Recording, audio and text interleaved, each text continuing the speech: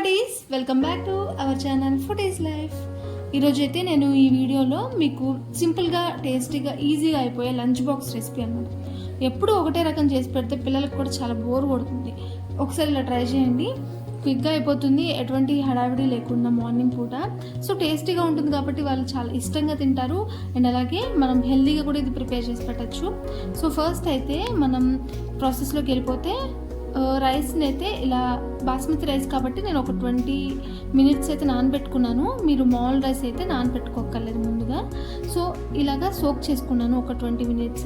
ఇప్పుడు వీటిని మనం రైస్ కుక్కర్లోకి వేసేసుకుని 1కి 2 గ్లాసులు వాటర్ పోసుకుని బాగా కుక్ చేసుకున్నాం. ఇక్కడ చూడండి ఎంత పొడి పొడిలాడుతూ మనకి రైస్ అయితే రెడీ అయిపోయింది. మనకి నేను చెప్పిన కొలతలతో అంటే ఒక గ్లాస్ రైస్కి ఒక 2 గ్లాసులు వాటర్ అయితే పోసుకోండి. ఇలా పోసుకుంటేనే మనకి ఇలాగా పొడి పొడిలాడుతూ చక్కగా రైస్ అయితే కుక్ అయిపోతుంది అనమాట. సో ఒక పక్కన ఇదైతే మనం ప్రిపేర్ చేసేసుకున్నాము. ఇప్పుడు ఈ రైస్ మొత్తాన్ని కూడా ఒక ప్లేట్లోకి అయితే ఫస్ట్ వేసేసుకుని ఆరబెట్టేసేసుకోండి. రైస్ మొత్తాన్ని కూడా రైస్ చూసారా ఎంత పొడి పొడిలాడుతూ వచ్చిందో. ఇలా చేస్తే కనుక మనకి ఈ రెసిపీ చాలా బాగా టేస్టీగా వస్తుంది. ఇప్పుడు మనం కడాయిలోకి ఒక 2 స్పూన్లు ఆయిల్ అయితే వేసుకున్నాను. తర్వాత ఇందులోకి ఒక 2 స్పూన్లు నెయ్యి అయితే వేసుకోండి. నెయ్యి మీకు ఉంటే వేసుకోండి, ఆప్షనల్, లేదంటే స్కిప్ చేసేయచ్చు. అండ్ అలాగే ఇప్పుడు దీనిలోకి జీడిపప్పు వేసుకున్నాను కొన్ని. ఇది ఇలాగా కలర్ చేంజ్ అయ్యేంత వరకు వేయించేసుకుని దీన్ని పక్కకు పెట్టేసుకున్నాము. స్టవ్ అనేది ఇలానే హై ఫ్లేమ్లోనే పెట్టుకోవాలి. మనకి ఎప్పుడు కూడా చైనీస్ ఫుడ్స్ ఎప్పుడు మనకి హై ఫ్లేమ్లోనే వేయించుకుంటాము, కూర ముక్కలు ఏదైనా కానీ. సో అందుకని హై ఫ్లేమ్లోనే పెట్టుకుని ఫస్ట్ పచ్చిమిరపకాయలు అండ్ అలాగే ఉల్లిపాయలు ఈ 2 కూడా వేసుకుని వేయించుకోవాలి. కొద్దిగా కలర్ చేంజ్ అవుతుంది అని అనుకున్నప్పుడు మనం దీనిలోకి క్యారెట్ ముక్కలు వేసుకోవాలన్నమాట. సో క్యారెట్ కొంచెం మనకి ఉడకడానికి టైం పడుతుంది కదా, అందుకని ఫస్ట్ అయితే ఉల్లిపాయలు పచ్చిమిరపకాయల తర్వాత క్యారెట్ వేసేసుకున్నాను. దీన్ని కొంచెం ఎక్కువసేపు మనం ఫ్రై చేసుకోవాల్సి వస్తుంది. హై ఫ్లేమ్లో పెట్టుకుని వేయించుకోవాలి ఇవన్నీ కూడా.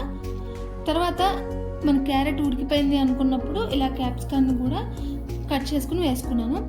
మనకి నూడిల్స్ కానీ ఫ్రైడ్ రైస్ కానీ ఈ కూర ముక్కలు ఎలా కట్ చేసుకోవాలి అని మీ అందరికీ తెలుసు కాబట్టి నేను మళ్ళీ ఏం చెప్పట్లేదు. సో తెలియపోతే ఇక్కడ నేను చేసినట్టు చూసి మీరు కూడా కట్ చేసుకోండి వెజిటబుల్స్ అనేవి.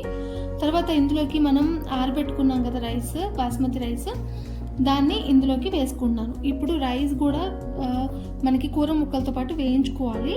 ఇలా వేయించుకుంటేనే మనకి ఫ్రైడ్ రైస్ టేస్ట్ అయితే వస్తుంది. బయట మనకి యాక్చువల్గా ఇలానే చేస్తారు, రైస్ని కూడా మనం కొద్దిగా వేయించాల్సి వస్తుంది. అలా చేస్తేనే మనకి కొద్దిగా టేస్ట్ అయితే వస్తుంది, చేంజ్ అవుతుంది డెఫినెట్గా. సో అందుకని ఇప్పుడు ఈ కూర ముక్కలు అన్నిటితో కూడా బాగా కలిసేటట్టు కలిపేసుకున్నాను.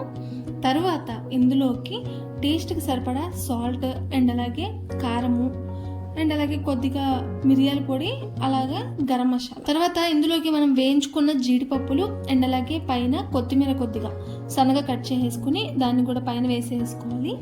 ఇలా అన్నీ వేసేసుకున్నాము.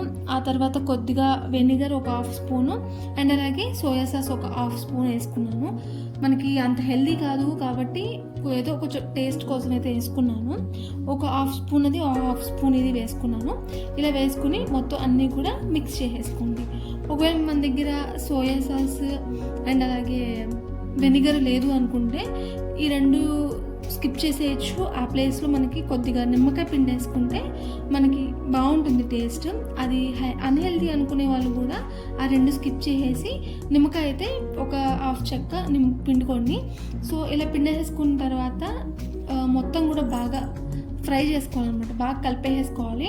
ఇలా పొడి పొడిలాడుతూ వచ్చేసిందంటే మనకి లంచ్ బాక్స్ రెసిపీ రెడీ అయిపోయినట్టే. సో ఇది చాలా ఈజీగా ఉంది అని నేను అనుకుంటున్నాను, మీకు నచ్చిందని నేను అనుకుంటున్నా. సో మీరు కూడా ఒకసారి ట్రై చేయండి, ఎలా వచ్చింది కమెంట్ చేయండి. అండ్ అలాగే ఇలాంటి యూస్ఫుల్ రెసిపీస్ అండ్ అలాగే స్నాక్ ఐటమ్స్, పిండి వంటలు, పచ్చళ్ళు అన్నీ కూడా మన ఛానల్లో చాలా అయితే నేను వీడియోస్ చేసి పెట్టాను. అవన్నీ కూడా హోప్ మీకు నచ్చుతాయని నేను అనుకుంటున్నాను. సో మీకు నచ్చినట్లయితే వీడియోస్ అన్నీ ఒకసారి చూడండి, నచ్చినట్లయితే నా ఛానల్ సబ్స్క్రైబ్ చేసుకోండి. Thanks for watching.